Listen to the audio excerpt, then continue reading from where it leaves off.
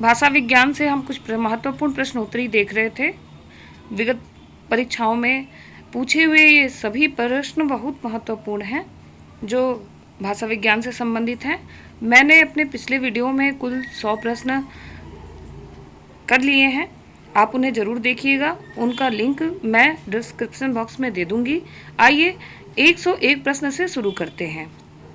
आज का पहला प्रश्न है, भारतीय संविधान के किस अनुच्छेद के अनुसार संघ की राजभाषा हिंदी और लिपि देवनागरी होगी? आपके विकल्प हैं 344, 351, 343, 345। इसका सही उत्तर है भारतीय संविधान के अनुच्छेद 343 के अनुसार संघ की राजभाषा हिंदी और लिपि देवनागरी होगी। अनुच्छेद 344 में राष्ट्रपति 5 वर्ष बाद और उसके 10 वर्ष की समाप्ति पर राजभाषा आयोग का गठन करेगा। अगला प्रश्न है, मेरो सब पुरुषारथ थाको किस भाषा की पंक्ति है? विकल्प है अवधी, भोजपुरी, ब्रजभाषा, मैथिली। और इसका सही उत्तर है ब्रजभाषा। मेरो सब पुरुषारथ थाको ब्रजभाषा की पंक्ति है। ब्रजभाषा का विकास पश्चिमी हिंदी से हुआ है। पश्चिमी हिंदी का विकास सौरसेनी अपभ्रंश से हुआ है। पश्चिमी हिंदी के अंतर्गत 5 बोलियां आती हैं: कौरवी, हरियाणवी, ब्रजभाषा, बुंदेली और कन्नौजी। अगला प्रश्न है, हिंदी को आर्य भाषा कहकर प्रयोग और प्रचार का विषय बनाने वाले थे। विकल्प है प्रताप नारायण मिश्र, बालकृष्ण भट्ट, महर्षि दयानंद सरस्वती और गिरधर दास। इसका सही उत्तर है हिंदी को आर्य भाषा कहकर प्रयोग और प्रचार का विषय बनाने वाले महर्षि दयानंद सरस्वती थे। स्वामी जी आधुनिक भारत के महान चिंतक, समाज सुधारक, अखंड ब्रह्मचारी तथा आर्य समाज के संस्थापक थे। उनके बचपन का नाम मूल शंकर था। उन्होंने वेदों के प्रचार और आर्यावर्त को स्वतंत्रता दिलाने के लिए मुंबई में आर्य समाज की स्थापना की।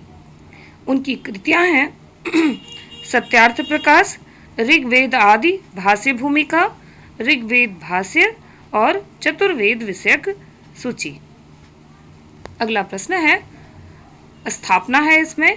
स्थापना ए, देवनागरी लिपि में जैसा बोला जाता है वैसा ही लिखा जाता है।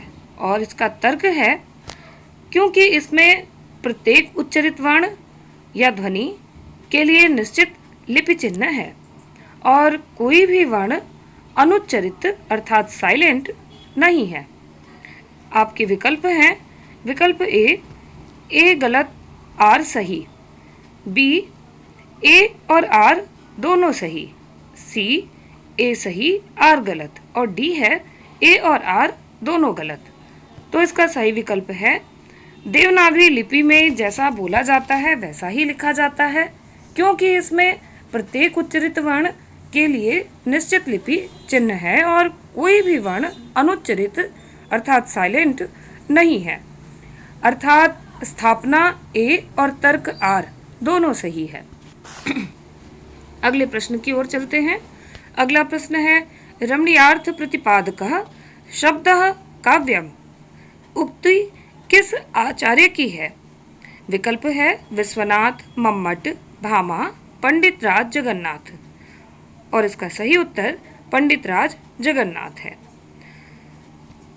अन्य विकल्पों के आचार्यों के कथन भी देख लेते हैं। आचार्य विश्वनाथ ने रस प्रयोजन के संबंध में कहा है, वाक्यम रसात्मकम काव्यम। मम्मटाचार्य कहते हैं, तद्दोषौ शब्दार्थौ सगुणावनलंकृति पुनः क्वापि। और आचार्य भामा कहते हैं, शब्दार्थो सहितो काव्य। अगले प्रश्न की ओर चलते हैं। हमारा अगला प्रश्न है, देवनागरी लिपि का विकास किस प्राचीन लिपि से हुआ? विकल्प है कीलाक्षर, खरोष्ठी, कुटिल, रोमन। और इसका सही उत्तर है कुटिल लिपि। देवनागरी लिपि का विकास कुटिल लिपि अर्थात प्राचीन लिपि कुटिल से हुआ है। खरोष्ठी तो विदेशी लिपि थी जिसका प्रचार पश्चिमोत्तर प्रदेश में था और जो उर्दू लिपि की तरह दाएं से बाएं लिखी जाती थी। इसका विकास सामी अरामीक लिपि से हुआ था। रोमन लिपि यह अंग्रेजी भाषा की लिपि है। अगले प्रश्न, डॉक्टर ग्रियर्सन ने किस भाषा को अंतर्वेदी का नाम दिया है? और आपका विकल्प है राजस्थानी, ब्रजभाषा, अवधी, छत्तीसगढ़ी। इसका सही उत्तर है डॉक्टर ग्रियर्सन ने ब्रजभाषा को अंतर्वेदी नाम दिया। ग्रियर्सन ने लिंग्विस्टिक सर्वे ऑफ इंडिया नाम से एक पुस्तक प्रकाशित किया, जिसमें भारतीय भाषाओं का सर्वेक्षण करते हुए भाषाई आधार पर भारत को 3 भागों में बांटा गया है। अगले प्रश्न की ओर चलते हैं। हमारा अगला प्रश्न है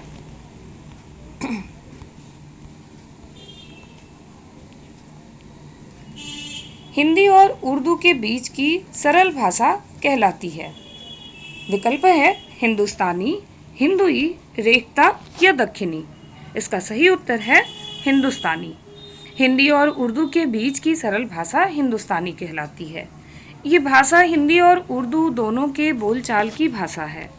इसमें संस्कृत के तत्सम शब्द और अरबी फारसी के उधार लिए गए शब्द दोनों कम होते हैं। ये हिंदी यूरोपीय भाषा परिवार के हिंद आर्य शाखा में आती है। ये देवनागरी या फारसी, अरबी किसी भी लिपि में लिखी जा सकती है। अगले प्रश्न की ओर चलते हैं। हमारा अगला प्रश्न है सिंधी भाषा का जन्म किस अपभ्रंश से हुआ है? विकल्प है सौरसेनी अपभ्रंश से, मागधी अपभ्रंश से, अर्धमागधी अपभ्रंश से या ब्राचड़ अपभ्रंश से। इसका सही उत्तर है ब्राचड़ अपभ्रंश से। सिंधी भाषा का जन्म ब्राचड़ अपभ्रंश से हुआ। अपभ्रंश में प्राचीन 5 प्राकृतों के आधार पर अपभ्रंश का विकास हुआ और इसी से आधुनिक भाषाएं विकसित हुईं। जैसे अपभ्रंश सौरसेनी से आधुनिक भाषाएं पश्चिमी हिंदी के रूप में इन बोलियों का विकास हुआ, जो इस प्रकार हैं: ब्रजभाषा, बुंदेली, कन्नौजी, कौरवी या खड़ी बोली, वांगरू या हरियाणवी। अपभ्रंश मागधी से आधुनिक भाषाएं राजस्थानी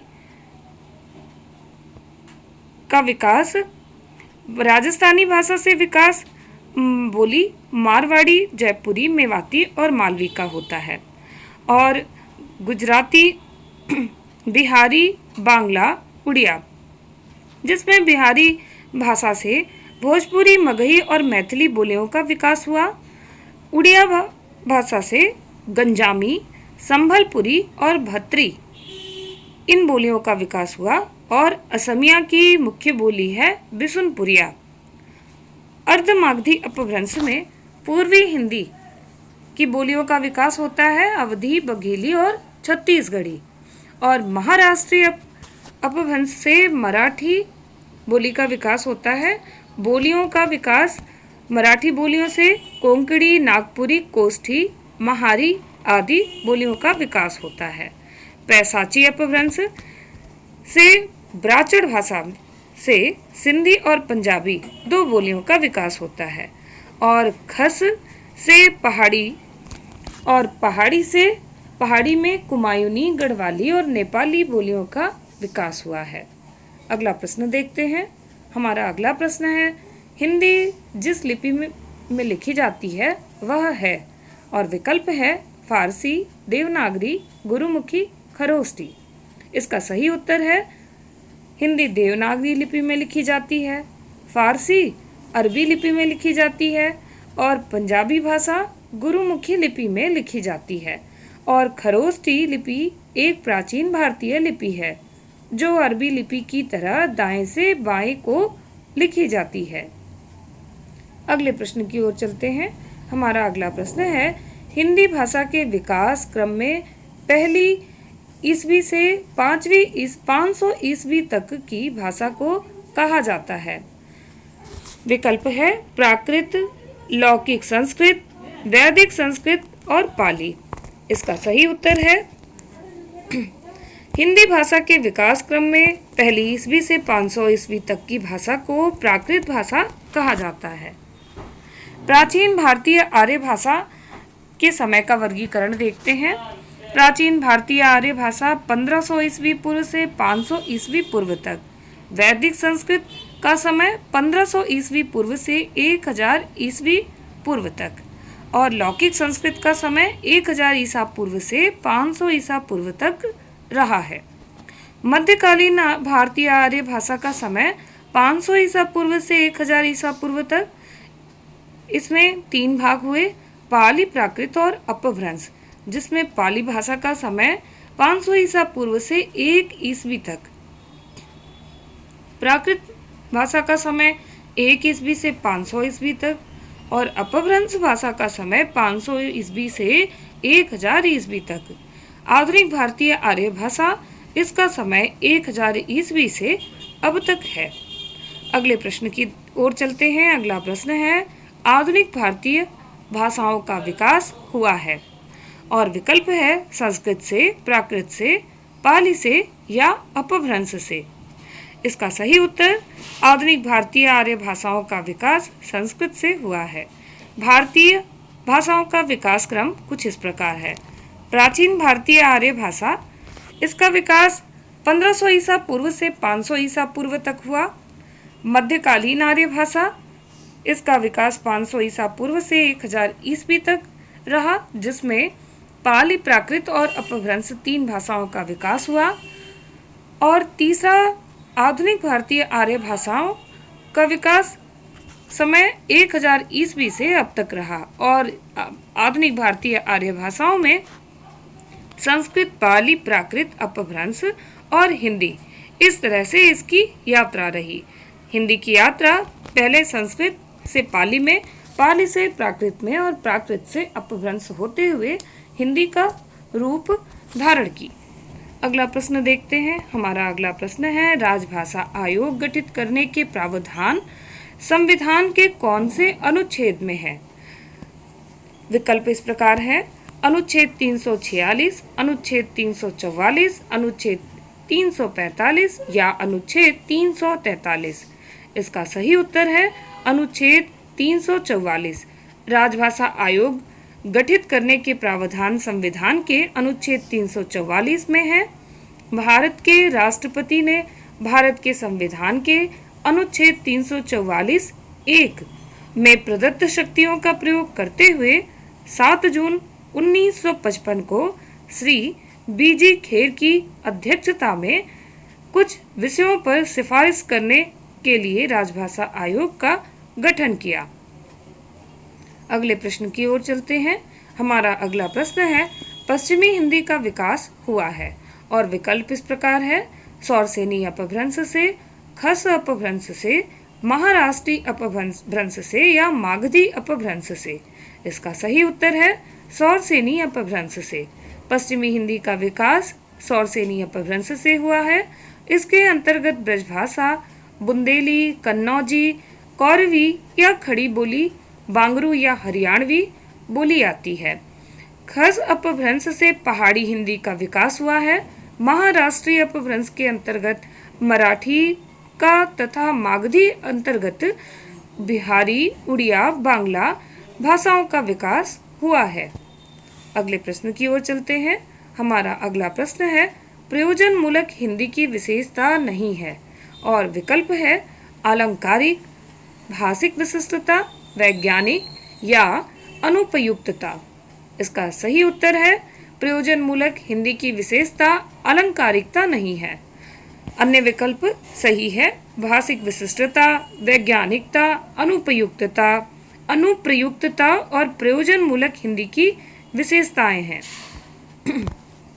अगले प्रश्न की ओर चलते हैं। हमारा अगला प्रश्न है, संविधान के किस अनुच्छेद में वर्णित है कि संघ का यह कर्तव्य होगा कि वह हिंदी भाषा का प्रचार बढ़ाए? और आपके विकल्प हैं 343, 348, 346 या 351। इसका सही उत्तर है 351। संविधान के अनुच्छेद 351 में वर्णित है कि संघ का यह कर्तव्य होगा कि वह हिंदी भाषा का प्रसार बढ़ाए। अगले प्रश्न की ओर चलते हैं। हमारा अगला प्रश्न है, निम्नलिखित बोलियों को क्षेत्र के अनुसार सुमेलित कीजिए।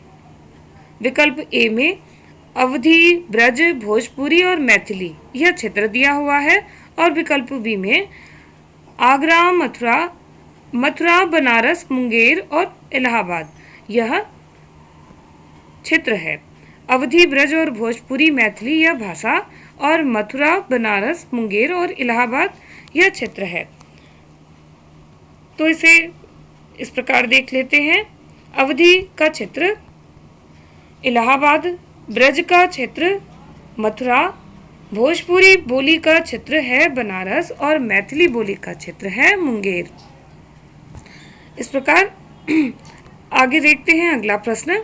खड़ी बोली के जन्म का समय माना जाता है। साथियों, यह प्रश्न यूपी पीजीटी 2016 में पूछा गया था। खड़ी बोली के जन्म का समय माना जाता है।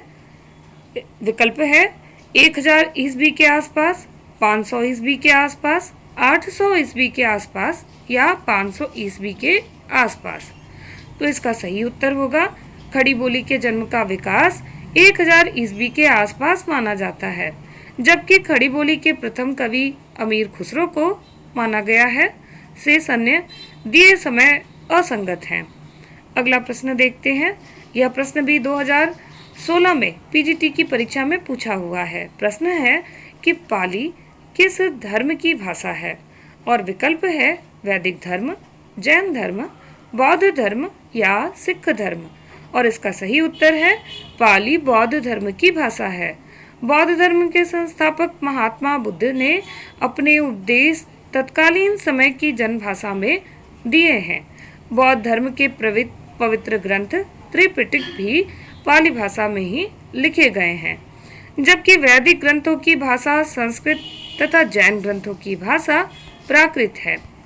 अगले प्रश्न की ओर चलते हैं। हमारा अगला प्रश्न है, हिंदी के अंतर्गत मुख्यतः कितनी बोलियां हैं? विकल्प है 17, 25, 6 या 9।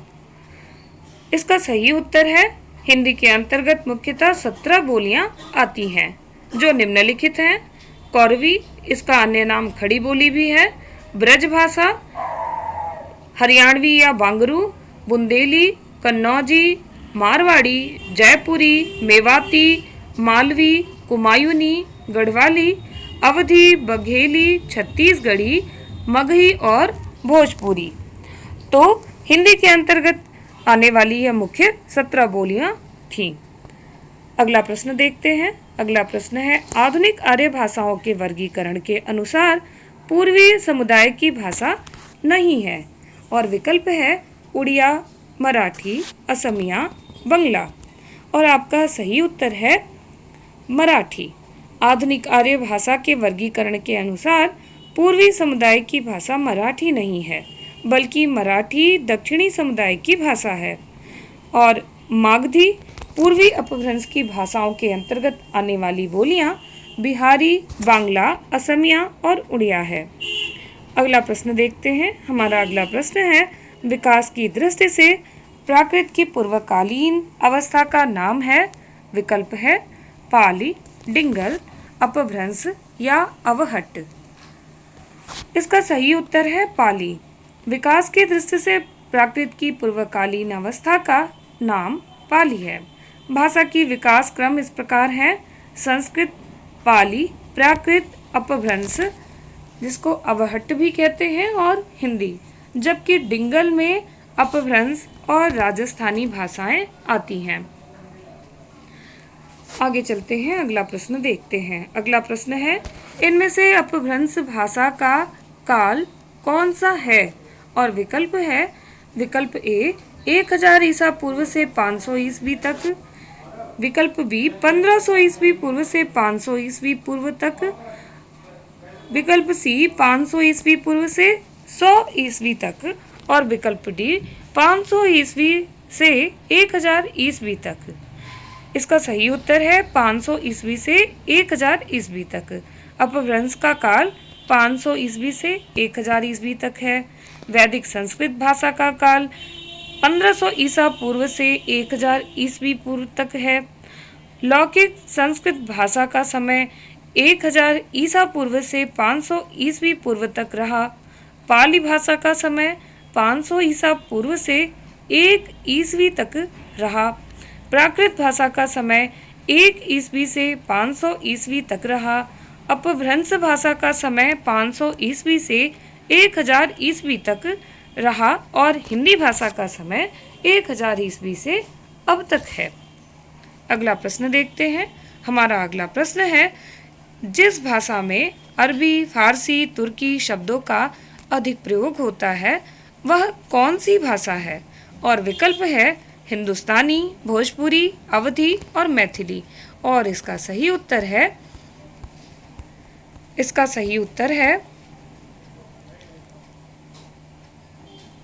जिस भाषा में अरबी, फारसी, तुर्की शब्दों का अधिक प्रयोग होता है वह हिंदुस्तानी भाषा या प्रारंभिक खड़ी बोली है, जबकि भोजपुरी, मैथिली, बिहारी हिंदी की बोलियां हैं और अवधी पूर्वी हिंदी की बोली है। अगला प्रश्न है, झांसी, जालौन, हमीरपुर में कौन सी बोली प्रचलित है? और आपके विकल्प हैं बुंदेली, कन्नौजी, ब्रजभाषा, मालवी। और इसका सही उत्तर है बुंदेली। झांसी, जालौन, हमीरपुर में बुंदेली बोली प्रचलित है, जबकि कन्नौजी, इटावा, हरदोई, कानपुर में ब्रजभाषा, मथुरा, आगरा में प्रचलित है। अगले प्रश्न की ओर चलते हैं। हमारा अगला प्रश्न है, देवनागरी का विकास किस लिपि से हुआ है? और विकल्प है खरोष्टी, ब्राह्मी, फारसी, रोमन। इसका सही उत्तर है देवनागरी लिपि का विकास ब्राह्मी लिपि से हुआ है। देवनागरी लिपि का विकास इस प्रकार है: ब्राह्मी, गुप्त लिपि, कुटिल लिपि और देवनागरी लिपि। अगले प्रश्न की ओर चलते हैं। हमारा अगला प्रश्न है, भोजपुरी बोली की उत्पत्ति हुई है। विकल्प है अर्धमागधी अपभ्रंश से, मागधी अपभ्रंश से, सौरसेनी अपभ्रंश से या ब्राचड़ अपभ्रंश से। आपके सही उत्तर हैं भोजपुरी बोली की उत्पत्ति मागधी अपभ्रंश से हुई है। अपभ्रंश भाषाओं में अन्य भाषाओं को, बोलियों को देख लेते हैं, जिसमें अर्धमागधी से उत्पन्न बोलियां हैं अवधी, बघेली और छत्तीसगढ़ी। मागधी अपभ्रंश से उत्पन्न बोलियां मैथिली, मगही और भोजपुरी है। सौरसेनी अपभ्रंश से उत्पन्न बोलियां ब्रजभाषा, खड़ी बोली, राजस्थानी है। और ब्राचड़ अपभ्रंश से उत्पन्न बोलियां सिंधी, लहंदा और पंजाबी है। अगले प्रश्न की ओर चलते हैं। हमारा अगला प्रश्न, मगही किस उपभाषा की बोली है? विकल्प है राजस्थानी, पश्चिमी हिंदी और बिहारी। तो ध्यान दें, यहाँ दो विकल्प एक जैसे हैं। यहाँ इसका सही उत्तर होगा बिहारी। मगही बिहारी हिंदी उपभाषा की बोली है। इसमें मगही, मैथिली, भोजपुरी आती है। हिंदी की अन्य उपभाषा एवं बोलियों को देख लेते हैं, जिसमें राजस्थानी उपभाषा, इसकी बोली है जयपुरी, मेवाती, मालवी। और पश्चिमी हिंदी, इसकी बोली है ब्रजभाषा और खड़ी बोली। पूर्वी हिंदी के अंतर्गत आने वाली बोली अवधी, बघेली और छत्तीसगढ़ी है। साथियों, अगला प्रश्न देखते हैं। अगला प्रश्न है, एकाक्षरी भाषा परिवार से तात्पर्य है? और विकल्प है सैमेटिक हेमेटिक परिवार, चीनी भाषा परिवार, कॉकेशियन परिवार या ऑस्ट्रो एशियाटिक परिवार। एकाक्षरी भाषा परिवार से तात्पर्य है चीनी भाषा परिवार से, जबकि सेमेटिक हेमेटिक परिवार, कॉकेशियन परिवार और ऑस्ट्रो एशियाटिक परिवार सभी असंगत हैं। अगला प्रश्न है, आधुनिक भाषा विज्ञान का जनक कौन है? और विकल्प है ब्लूमफील्ड, जेफरसन, सोस्यूर और ग्लीसन। इसका सही उत्तर है आधुनिक भाषा विज्ञान का जनक सोस्यूर हैं। सोस्यूर की प्रसिद्ध पुस्तक कोर्स इन जनरल लिंग्विस्टिक है। अगला प्रश्न है, निम्नलिखित आधुनिक भाषाओं में से किसका संबंध अपभ्रंश की पैसाची बोली से है? और विकल्प है राजस्थानी, गुजराती, पंजाबी या बंगाली। इसका सही उत्तर है पंजाबी। पंजाबी भाषा का संबंध पैसाची अपभ्रंश से है। बोली राजस्थानी यह सौरसेनी अपभ्रंश से संबंधित है। गुजराती बोली सौरसेनी अपभ्रंश से ही संबंधित है। बंगाली और बिहारी बोली का संबंध मागधी अपभ्रंश से है। अगला प्रश्न है, गैल भैल आदि किस बोली की किस तरह की क्रियाएं हैं? किस बोली की किस तरह की क्रियाएं हैं? और विकल्प है भोजपुरी की भूतकालिक क्रिया, अवधि में वर्तमानकालिक क्रिया, या ब्रजभाषा भूतकालिक, या बुंदेली भविष्यकालिक। इसका सही उत्तर है गैल भैल आदि भोजपुरी बोली की भूतकालिक क्रियाएं हैं, जबकि अन्य सभी अवधि वर्तमानकालिक, ब्रजभाषा भूतकालिक तथा बुंदेली भविष्यकालिक तीनों असंगत है। अगले प्रश्न की ओर चलते हैं। हमारा अगला प्रश्न है, कौन सी भाषा देवनागरी लिपि में लिखी जाती है? और विकल्प है बंगला, मराठी, पंजाबी, गुजराती। इसका सही उत्तर है मराठी भाषा देवनागरी लिपि में लिखी जाती है। इसके अतिरिक्त देवनागरी लिपि में हिंदी, संस्कृत, नेपाली भी लिखी जाती है, जबकि पंजाबी भाषा गुरुमुखी लिपि में और गुजराती लिपि में और बांग्ला लिपि में लिखी जाती है। अगले प्रश्न की ओर चलते हैं। हमारा अगला प्रश्न है, निम्नलिखित में से असत्य कथन चुनिए। और आपके कथन कुछ इस प्रकार हैं। रीवा, सतना, शहडोल बघेली के क्षेत्र हैं। वर्धा की राष्ट्रभाषा सुधार समिति की ओर से देवनागरी में जो सुधार हुआ वह स्वर खड़ी के नाम से जाना जाता है। विकल्प सी, खड़ी बोली का एक अन्य नाम कौरवी है। और विकल्प डी, राजस्थानी उपभाषा का विकास पैसाची अपभ्रंश से हुआ है। तो साथियों, इस प्रश्न में हमें असत्य कथन का चुनाव करना था और इन कथनों में असत्य कथन जो है वह इस प्रकार है। विकल्प डी यहाँ असत्य है। राजस्थानी उपभाषा का विकास पैसाची अपभ्रंश से हुआ है, जिसका सही रूप इस प्रकार होगा कि राजस्थानी उपभाषा का विकास सौरसेनी अपभ्रंश से हुआ है, न कि पैसाची से हुआ है। अगले प्रश्न की ओर चलते हैं। हमारा अगला प्रश्न है, अवधि का संबंध हिंदी की किस उपभाषा से है? और इसका विकल्प है पूर्वी हिंदी, पश्चिमी हिंदी, बिहारी हिंदी या राजस्थानी हिंदी। इसका सही उत्तर है अवधि का संबंध हिंदी की पूर्वी हिंदी उपभाषा से है। पूर्वी हिंदी के अंतर्गत 3 बोलियां आती हैं, अवधी, बघेली और छत्तीसगढ़ी। पूर्वी हिंदी का विकास अर्धमागधी अपभ्रंश से हुआ है। पश्चिमी हिंदी के अंतर्गत आने वाली बोलियां हैं कौरवी, हरियाणवी, ब्रज, बुंदेली और कन्नौजी। बिहारी के अंतर्गत आने वाली बोलियां हैं मगही, मैथिली और भोजपुरी। राजस्थानी के अंतर्गत आने वाली बोलियां हैं मारवाड़ी, मेवाती, जयपुरी और मालवी। अगला प्रश्न है, निम्न में से कौन सी बोली सौरसेनी अपभ्रंश की है? और विकल्प है बुंदेली, बघेली, मगही और छत्तीसगढ़ी। इसका सही उत्तर है बुंदेली। बुंदेली सौरसेनी अपभ्रंश की बोली है। बुंदेली पश्चिमी हिंदी भाषा के अंतर्गत आती है। पश्चिमी हिंदी के अंतर्गत 5 बोलियां आती हैं, कौरवी, हरियाणवी, बुंदेली, ब्रजभाषा और कन्नौजी। पश्चिमी हिंदी का विकास सौरसेनी अपभ्रंश से हुआ है। अगला प्रश्न है, निम्नलिखित भाषाओं का सही अनुक्रम है? और विकल्प है पहला विकल्प प्राकृत, पाली अपभ्रंश या अवहट्ट। विकल्प बी पाली, प्राकृत, अवहट्ट और अपभ्रंश। विकल्प सी प्राकृत, पाली, अवहट्ट, अपभ्रंश। विकल्प डी पाली, प्राकृत, अपभ्रंश, अवहट्ट। और इनमें से विकल्प डी बिल्कुल सही उत्तर है, पाली, प्राकृत, अपभ्रंश और अवहट्ट। पाली का समय 500 ईसा पूर्व से 1 ईस्वी तक रहा। प्राकृत का समय 1 ईस्वी से 500 ईस्वी तक रहा। अपभ्रंश का समय 500 ईस्वी से 1000 ईस्वी तक रहा। और अवहट्ट का समय 500 ईस्वी से 1400 ईस्वी तक वर्तमान रहा। 11वीं सदी से लेकर 14वीं सदी के अपभ्रंश रचनाओं ने अपनी भाषा को अवहट्ट कहा। अवहट्ट शब्द का प्रयोग जो त्रिस्वर ठाकुर ने अपने वर्ण रत्नाकर रचना में किया है। अगले प्रश्न की ओर चलते हैं। अगला प्रश्न है, संविधान की किस अनुसूची का संबंध भाषाओं से है? विकल्प है 7वीं, 8वीं, 9वीं या 10वीं। इसका सही उत्तर है संविधान के 8वीं अनुसूची का संबंध भाषाओं से है।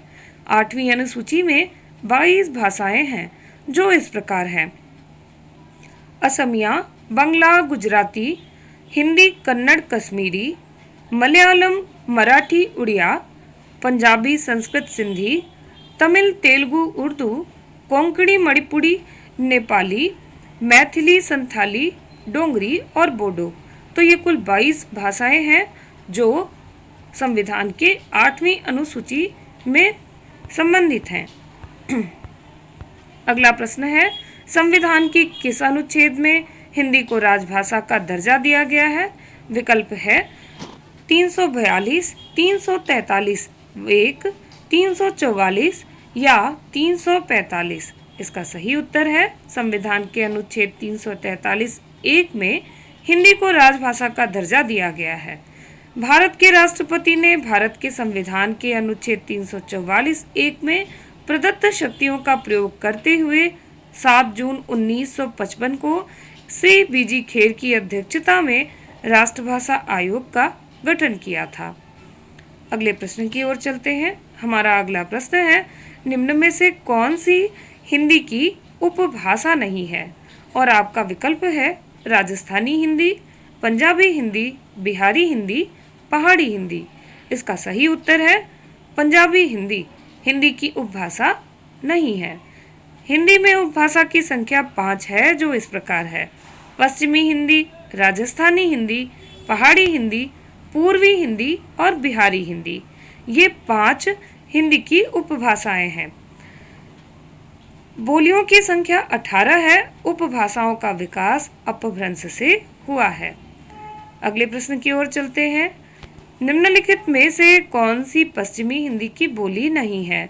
और आपके विकल्प हैं कौरवी, ब्रजभाषा, बुंदेली या बघेली। इसका सही उत्तर है बघेली। पश्चिमी हिंदी की बोली नहीं है बल्कि यह पूर्वी हिंदी की बोली है।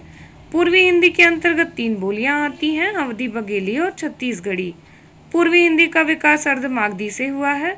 पश्चिमी हिंदी के अंतर्गत 5 बोलियां आती हैं जो इस प्रकार हैं: कौरवी, हरियाणवी, कन्नौजी, ब्रजभाषा और बुंदेली। ये 5 बोलियां जो पश्चिमी हिंदी के अंतर्गत आती हैं। पश्चिमी हिंदी का विकास और सेनी अपभ्रंश से हुआ है। अगला प्रश्न है खड़ी बोली को अन्य किस नाम से भी जाना जाता है? और विकल्प है बांगरू, कौरवी, मेरठी या पैसाची। इसका सही उत्तर है कौरवी। खड़ी बोली को कौरवी नाम से भी जाना जाता है। यह सौरसेनी अपभ्रंश के अंतर्गत पश्चिमी हिंदी की बोली है। इसके अंतर्गत अन्य बोलियां भी हैं।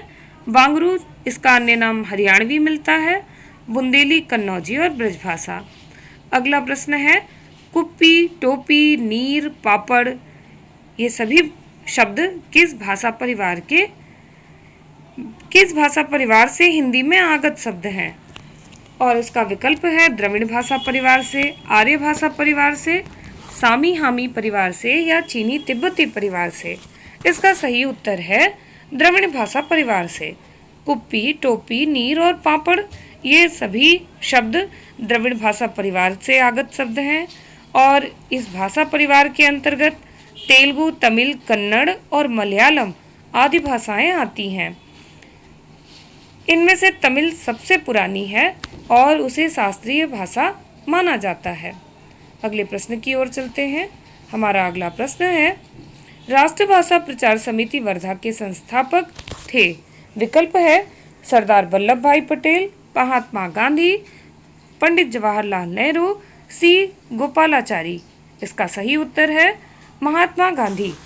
राष्ट्रभाषा प्रचार समिति वर्धा के संस्थापक महात्मा गांधी थे। सन 1936 ईस्वी में इसकी स्थापना हुई थी। हिंदी को राष्ट्रभाषा के रूप में स्थगित करना तथा देश विदेश में हिंदी का प्रचार प्रसार करना ही इस संस्था का प्रमुख उद्देश्य था। अगला प्रश्न है ब्रजभाषा किस क्षेत्र में बोली जाती है? विकल्प है मथुरा, मालवा, भोजपुर या मेवात। इसका सही उत्तर है ब्रजभाषा का विकास सौरसेनी अपभ्रंश से हुआ है और ब्रजभाषा का एक अन्य नाम अंतर्वेदी भी है। यह मथुरा में मूल रूप से बोली जाती है। ब्रजभाषा के अन्य क्षेत्र हैं आगरा, अलीगढ़, बरेली, बदायूं, एटा, मैनपुरी, गुड़गांव, भरतपुर, करौली। अगला प्रश्न है भारतीय संविधान की 8वीं अनुसूची में कितनी भाषाओं को मान्यता प्रदान की गई है? आपके विकल्प हैं 20, 22, 24 या 26। इसका सही उत्तर है 22 भाषाओं को मान्यता प्रदान की गई है। इनमें से 14 भाषाओं को संविधान में शामिल किया गया है। इसके बाद कोंकणी भाषा, मणिपुरी भाषा और नेपाली भाषा को सन 1992 ईस्वी में जोड़ा गया। हाल में 2003 ईस्वी में बोडो भाषा, डोंगरी भाषा, मैथिली भाषा और संथाली भाषा को भी शामिल किया गया। अगला प्रश्न है हिंदी भाषा डैश लिपि में लिखी जाती है? और विकल्प है देवनागरी, देवनागरी, देवागिरी या देवगिरी। इसका सही उत्तर है देवनागरी। हिंदी भाषा देवनागरी लिपि में लिखी जाती है। ब्राह्मी की उत्तरी शैली से चौथी 5वीं सदी में गुप्त लिपि तथा छठी से सदी में कुटिल लिपि विकसित हुई है। इसी कुटिल लिपि से 9वीं सदी के लगभग नागरी के प्राचीन रूप का विकास हुआ, जिसे प्राचीन नागरी कहते हैं। देवनागरी लिपि अक्षरिक है। देवनागरी की वर्णमाला का वर्णक्रम वैज्ञानिक है। आधुनिक भारतीय भाषाओं का सर्वप्रथम वर्गीकरण किस विद्वान ने किया? विकल्प है doctor Dhirendra Verma, doctor George Grierson, doctor AFR Hoernle या महावीर प्रसाद द्विवेदी। इसका सही उत्तर है डॉक्टर AFR हार्नले। आधुनिक भारतीय आर्य भाषाओं का सर्वप्रथम वर्गीकरण डॉक्टर AFR हार्नले ने किया। हार्नले ने आधुनिक भारतीय आर्य भाषाओं को 4 वर्गों में विभाजित किया है, जो निम्नलिखित है। पूर्वी गौड़ियन, इसके अंतर्गत इन्होंने पूर्वी हिंदी, बंगला, असमी और उड़िया बोलियों को रखा। और दूसरा पश्चिमी गौड़ियन, इसके अंतर्गत इन्होंने पश्चिमी हिंदी, राजस्थानी, गुजराती, सिंधी और पंजाबी बोलियों को रखा। उत्तरी गौड़ियन, इसमें इन्होंने गढ़वाली, नेपाली और पहाड़ी बोलियों को रखा। और दक्षिणी गौड़ियन में मराठी भाषा को रखा। डॉक्टर हॉर्नले के अनुसार जो आर्य मध्य प्रदेश अथवा केंद्र में थे, भीतरी आर्य कहलाए, और जो चारों ओर फैले हुए थे वह बाहरी आर्य कहलाए। अगला प्रश्न है मध्यकाल में फारसी, अरबी, तुर्की, पश्तो भी। फारसी के साथ अरबी, तुर्की और पश्तो भी। मध्यकाल में फारसी से कौन सी ध्वनियाँ हिंदी में आकर मिली हैं? विकल्प है क, ख, ग, ज, फ। दूसरा विकल्प क, ख, ग, ज, फ। विकल्प 3 क, ख, ग, ज, फ। विकल्प 4 क, ख, ग, ज, फ। और इसका सही उत्तर है मध्यकाल में फारसी, अरबी, तुर्की, पश्तो से भी आकर मिलने वाली ध्वनियाँ हैं क, ख, ग, ज, फ। बाकी अन्य विकल्प त्रुटिपूर्ण है। अगला और इस वीडियो का अंतिम प्रश्न है नीचे भाषा की 4 विशेषताएं दी गई हैं, इनमें से जो एक गलत विशेषता है उसे चुनिए।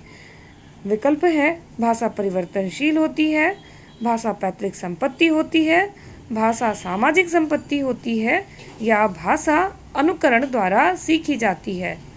इसमें सही विकल्प है भाषा पैतृक संपत्ति होती है। यह विशेषता गलत है। भाषा भावों एवं विचारों के संप्रेषण का माध्यम होती है। प्रत्येक भाषा में निम्नलिखित विशेषताएं पाई जाती हैं, जो इस प्रकार हैं। भाषा एक सामाजिक संपत्ति होती है, भाषा पैतृक संपत्ति नहीं होती, भाषा परिवर्तनशील होती है, उसका स्वरूप सदैव एक सा नहीं रहता, भाषा परंपरागत होती है, भाषा का प्रवाह अविच्छिन्न और नैसर्गिक होता है, भाषा अनुकरण से सीखी जाती है, भाषा सार्वजनिक संपत्ति तथा भाव संप्रेषण का सर्वोत्तम साधन होती है, भाषा की प्रवृत्ति कठिन से सरल की ओर होती है तथा प्रत्येक भाषा की भौगोलिक ऐतिहासिक सीमाएं होती हैं।